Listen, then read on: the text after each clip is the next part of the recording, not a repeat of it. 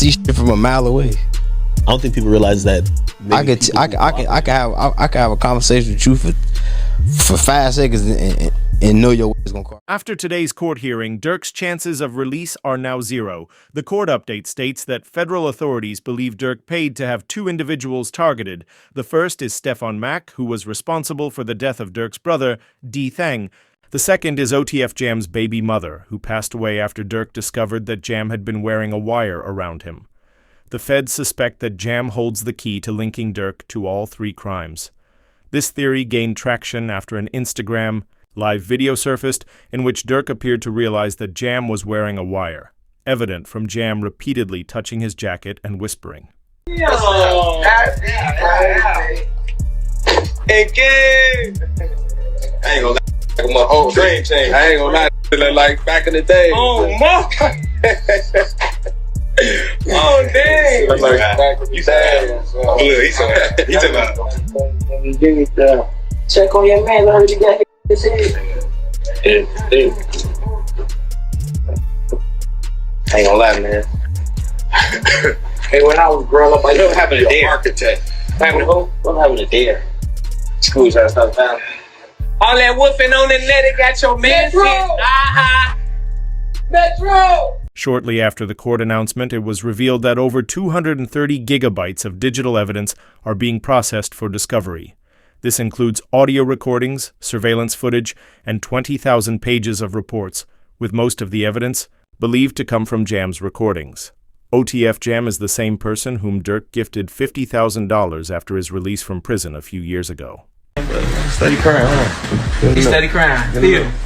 Feed him. Get in the milk, bro. Get in the milk so baby mama get the tripping, bro. See that? Feed for my him. baby. That's really how y'all hold y'all babies, ain't it? I gotta hold my money like this. This too much. Crazy though. Motherfuckers sitting up there doing all this. Sneak this and internet games and all this.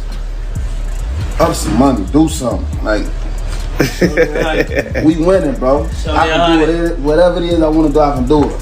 Just not what I want to do what I want. Y'all can't do that, bro. Goof. Bro got out what? You know that. How many you did now? How many years I did it now? Yeah, that's your last bit. 12? 12. That boy popped out 12 years. Yeah. So much money. We really just get in order to just figure out the lanes, man, boy. Durk must have been suspicious of Jam acting strangely months before the Instagram Live. This aligns with the recent announcement that Durk has been playing 3D chess the entire time, aware that Jam would eventually cooperate. In an interview, Durk even spoke about snitches around him, hinting that he knew what was coming. Our best friend never been in my house. For real? Lie. I promise. Your best friend? Promise. Like, it's people like that I just don't allow around my girl and my kids. Cause it's like, I'm just a different type. I'm not the, we can have family night at Durk house tonight. It's the, you gotta watch, everybody at Durk's crib. Yeah, we gotta, everybody getting watched. We gotta watch everybody. Hey, they go too close to them kids. You know what to do. Like, that's how I play. Like, I don't play. Durk elaborated on this, stating that he no longer even tells his closest friends where he lives. He was aware that there were insiders within his crew and took every possible precaution to limit the spread of information.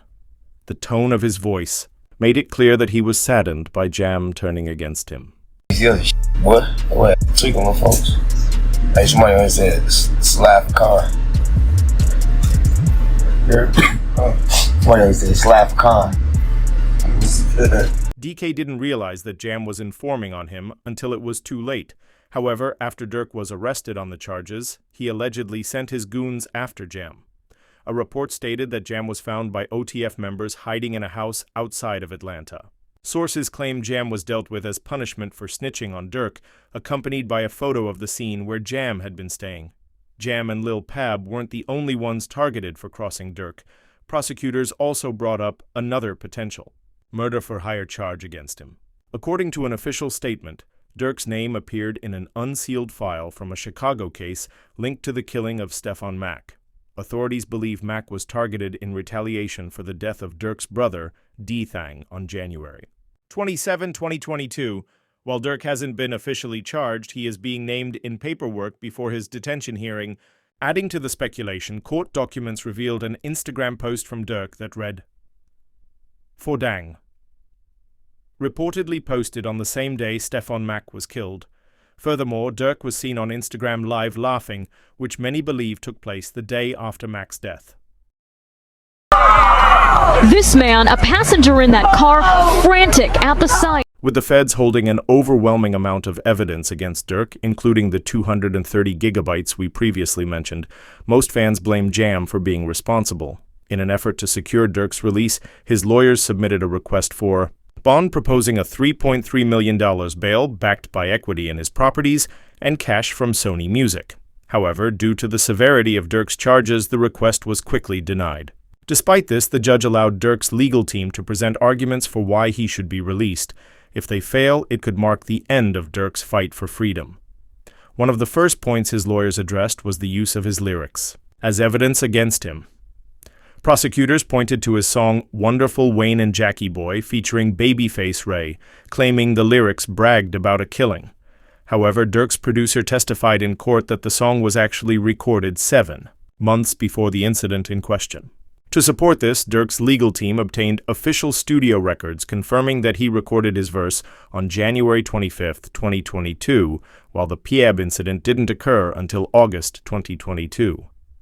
Clearing these lyrics from Durk's name was crucial because prosecutors were using them to argue that he mocked Pab's death. Specifically, the lyrics, "Look on the news and see your son, you screaming no,"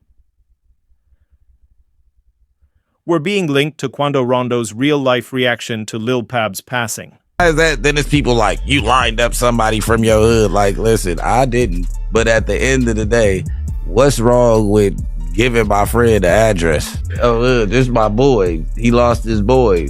Who did it could be around. 9 times out of 10, had he had asked me, I probably would have been coke if he even asked anybody, if this is even true. But 9 times out of 10, like I said, can I leak a bar? Sure. I said if he make the call right now, I'd up it.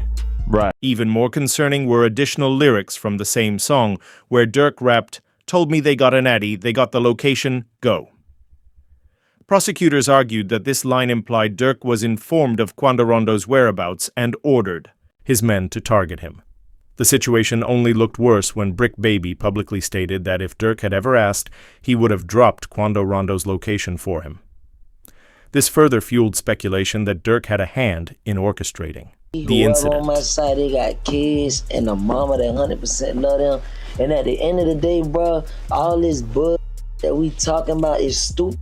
That could have been handled a totally different way. It could have been handled to the point where a song and $3-4 million could have came out or whatever like that. It could have got handled in a legit way, in a music way. Brick Baby's comments added even more fuel to the speculation.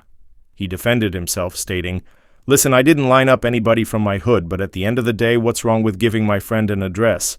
Oh, this my boy, he lost. His boy. Who did it could be a real 9 times out of 10, if he had asked me, I probably would have been, see if he even asked anybody, if this is even true. But 9 times out of 10, like I said, can I leak a bar?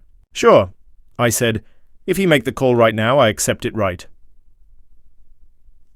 His words made it clear that he knew more about the situation than most people, but he also agreed never to snitch on Durk.